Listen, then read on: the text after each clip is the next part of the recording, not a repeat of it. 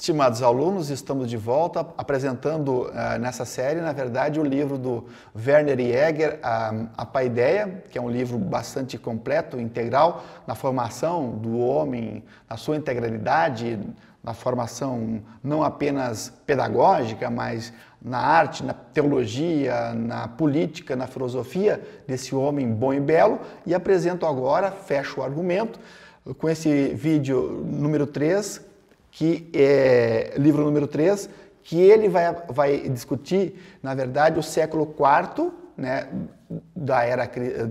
antes da nossa era cristã, que ele intitula Florescimento da Cultura Grega e o declínio já dessa estrutura social. Então, o livro 3 da Paideia trata especificamente desse declínio, foi o florescimento dessa cultura, mas também, ao mesmo tempo, o século IV foi já o declínio desse poder político, desse poder, dessa estrutura social relacionado mais à polis grega, né? Especificamente, ele vai tratar no século IV a figura de Platão. Talvez nós tenhamos aqui uma belíssima contribuição do Werner Jäger apresentando esse filósofo Platão e sua filosofia. Mas antes de tratar o Platão na República, no Banquete, trazendo exemplos, na verdade, desses fragmentos, ele discute um pouco a participação do grande pensador, talvez um dos maiores, que foi considerado também o livro 3, dissertando sobre a figura de Sócrates. Interessante pensar que os primeiros pensadores gregos, na verdade, foram os chamados pré-socráticos, aqueles que antecedem, na verdade, esse grande pensador. Os pré-socráticos eram filósofos que tinham uma preocupação com a origem, na verdade, do mundo, a origem do cosmos, e eles procuraram, através dos elementos da natureza, como a água, o átomo, o apeiron, o devir, o viraceiro, o fogo, esses elementos da natureza justificaram racionalmente a origem, na verdade, do mundo.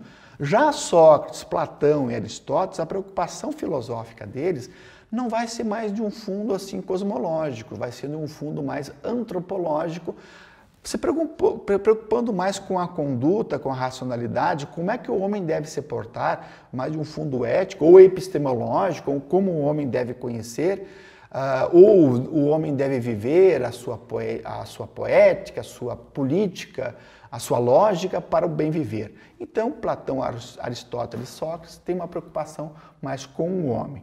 Sócrates aqui foi considerado o pai da ética, também o pai da metafísica ocidental, e ele discute longamente a participação dele, a frase que ele utiliza, na verdade, para pautar toda essa filosofia, que, na verdade, é uma frase que está escrita no templo, no oráculo de Delfos, atribuída em honra ao deus Apolo, que na verdade, aquela frase muito conhecida do conhece-te a ti mesmo. Significa a verdade, a filosofia, a razão, a felicidade não está fora do ser humano, está dentro de cada um de nós. Basta a gente se analisar, se construir.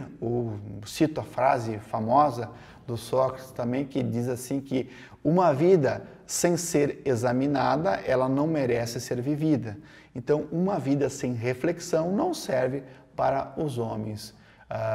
Então, ele pauta, na verdade, toda a sua filosofia com essa frase. E ele, inclusive, Sócrates diz que a causa dos erros, das coisas não mal feitas, não vem de uma forma consciente no ser humano, vem de uma forma de uma alienação, de uma forma não pensante, de uma forma, de certa forma, ignorante.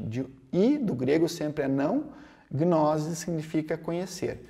Então, a pessoa que age mal, ela ignora a verdade, ignora o correto. Então, se você pensa bem, você automaticamente vai agir bem. Então, nós poderíamos nos delongar muito aqui explicando, mas nós temos vídeos específicos que a gente trabalha a questão de Sócrates, que a gente não quer entrar aqui, só dizendo que o Werner Jäger trabalha e discute longamente no livro 3 sobre Sócrates.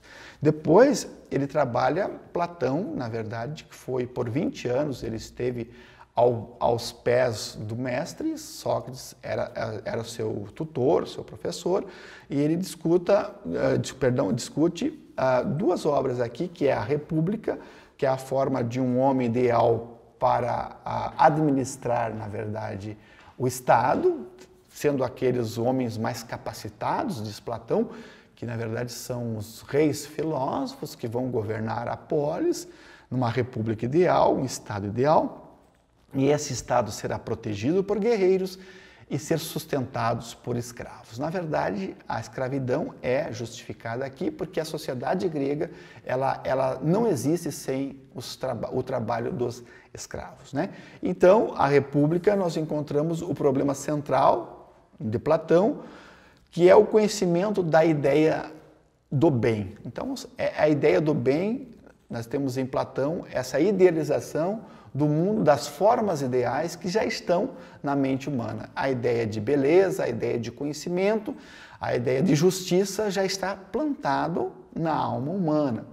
Na alma que você vai reconhecer através da teoria da reminiscência, da recordação.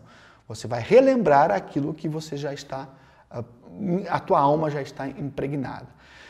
E que as cidades seriam governadas, então, por essas pessoas capacitadas, e nem o Estado, nem a vida da sociedade humana melhorariam, estou citando literalmente aqui, enquanto os filósofos não se fizessem governantes e os governados não se convertessem em filósofos, né? Então, na verdade, ele discute que o homem ideal é o homem com virtude, o homem com areté, o homem com prudência. Esse homem, na verdade, quando eu entendia a República como um Estado ideal, pensando na forma ideal de um Estado, mas depois que eu li a Werner Jäger, a Paideia, eu tive uma compreensão que a preocupação de Platão não era com o Estado propriamente dito, era com qual seria esse homem ideal, qual seria esse homem virtuoso que fosse capaz de administrar bem. Trazendo para nossas ideias hoje, a gente poderia pensar assim: qual seria o homem ideal para governar o país? Que características teria esse homem? Com um espírito cívico, com uma certa idoneidade, né, de uma honestidade. Então, nós não estamos preocupados aqui com as instituições, nós estamos preocupados com uma certa cultura política que advém de um homem bom, justo, honesto, pela qual Platão se preocupava. Um outro aspecto importante aqui caberia uma dissertação, e eu não vou fazer porque eu já tenho um vídeo sobre uma obra, O Banquete de Platão, que é a obra dedicada ao amor. Na verdade, há uma reunião de dramaturgos, de filósofos, de políticos, de médicos, na época que eles começam a discutir, e aí chegam no impasse. Ou a gente se embriaga, na verdade, simpósios é uma palavra grega que significa aqueles que se reúnem para beber. Simpósio, aqueles que se reúnem para tomar vinho. E eles estavam reunidos e chegaram a uma conclusão: ou a gente se emborracha de vez, ou a gente se embriaga de vez, e cai numa orgia, ou a gente começa a discutir algo razoável, algo substancial. Eles optam pela segunda opção e colocam em pauta aqui a dimensão do amor. E aí, essa reunião acontece na casa de um dramaturgo, de um poeta, que na verdade ele estava sendo condecorado, ele tinha ganhado um concurso, né, um concurso popular de melhor dramaturgia, de melhor escrito. Então eles se reuniram para, na verdade, celebrar. E começam a discussão sobre o amor. Aristófanes vai ser aquele mesmo que ridicularizava Sócrates na obra As Nuvens, chamando ele que Sócrates, na verdade, não estava preocupado com o mundo real, ele estava sempre viajando. Então, Aristófanes, no mito do andrógeno, Claro, tudo isso colocado pela escrita, pela voz dos interlocutores, mas pela escrita do Platão. Então, esse mito do andrógeno, na verdade, Platão quer dizer, na verdade, que esse eros sempre é o amor, é o desejo por algo que você não tem, é o amor faltante, né? Esses seres andrógenos que se reuniram, se colocaram um em cima do outro, até espiar os deuses no Olimpo e foram castigados.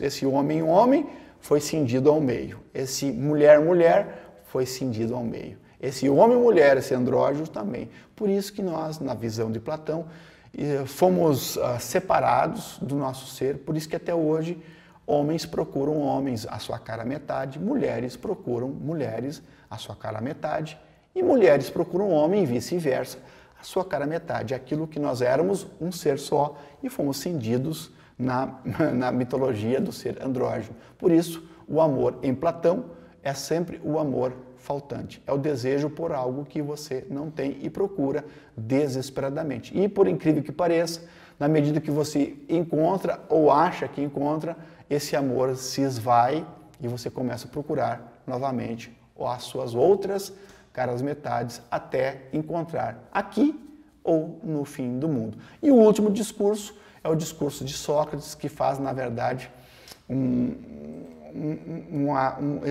ele exulta, na verdade, esse amor que não é propriamente um amor erótico, mas é um amor da contemplação, amor que não contempla corpos belos, que na verdade contempla a beleza em si. Que aqui entra, claro, a visão de Platão. A visão que começa nesse amor erótico, mas termina na contemplação desse amor sublime, desse amor que existe no mundo das ideias. Ele também discute aqui para um aspecto também da moralidade. Me parece que é o livro 2, que Platão, na República, trabalha a questão do anel de Giges, que era um pastor muito humilde, de um rei, ele era servo, né, de um rei da época, e que um dia ele adentra em uma gruta, logo após um terremoto, e ele se confronta com um homem, um cadáver de um humano um pouco maior, né, do que os demais homens, e que nessa mão desse cadáver existia um anel. E ele colocou esse anel e foi para uma reunião, na verdade, no castelo, e ele percebeu que quando ele colocou a pérola do anel para dentro, né, da mão, ele se tornou invisível. Com o dom ou com o poder da invisibilidade, ele pensou, bom, agora eu posso usufruir. Então foi o que ele fez. Ele usurpou o rei, matou o rei, estuprou a rainha, roubou o castelo por essa questão da invisibilidade. E aí Platão pergunta, se nós tivéssemos esse poder da invisibilidade, será que a gente agiria eticamente ou moralmente? Platão responde, é muito difícil, porque aquilo que nos torna invisível nos também torna propensos a não ser julgados pelos outros, né? Então, por isso, eu até coloco assim, será que essas nossas cidades contemporâneas, vigiadas 24 horas por milhares de câmeras, será que não seria o fim da certa moralidade? Que a gente age eticamente e moralmente apenas quando está sendo visualizado ou apenas quando está sendo vigiado? Quanto maior o número de câmeras, de pardais, de semáforos dizendo proibido isso ou aquilo, menor é a moralidade da sociedade. Então nós temos que aprender a ser éticos e morais, não sendo vigiados especificamente. As ideias são muitas e eu não vou entrar aqui, eu fecho o vídeo número 3, discutindo o livro 4, que eu não vou adentrar em pormenores. Ele intitula A Ciência Médica como Paideia, que o Werner Jäger vai discutir toda essa questão da saúde, do sono, da alimentação, do homem ideal grego. Por incrível que pareça, os gregos se preocupavam muito com a dieta. O que você deve comer de manhã, ao meio-dia, para ter aquela relação assim, mente sana, corpo sano, no aspecto de a beleza física, do respeito que ele tinha com o corpo humano, os gregos cultuavam por demais. Eles iam para a academia que era academia, significa a escola aristotélica, dedicada ao rei Academos, aliás, a escola platônica. Aristóteles tinha a escola do Liceu, a academia ao rei, dedicada à divindade, ao rei Academos, que eles exercitavam a racionalidade, exercitavam o espírito, mas também tinham uma academia para exercitar o corpo. Então a beleza espiritual e a beleza física era muito importante para os gregos. Eu espero então que essas 3 videoaulas instigue a cada uma a ler essa obra, a Paideia do Werner Jäger, que é uma obra que vai acrescentar muito para a gente, para o nosso conhecimento. Na verdade, é aquilo que nós queremos, uma universidade com uma educação integral. Nós não queremos uma educação que forme seres para o fazer.